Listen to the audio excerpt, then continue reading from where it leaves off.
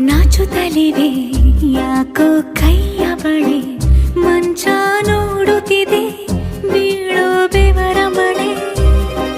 ಬೆಚ್ಚಗೆ ಇದೆ ನೆಟ್ಟ ಉಸಿರ ಬೆಳೆ, ದೀಪ ಮಲಗುತ್ತಿದೆ ನೋಡಿ ರಗಳೇ. ಹೊಸದಾದ ಈ ಕಥನ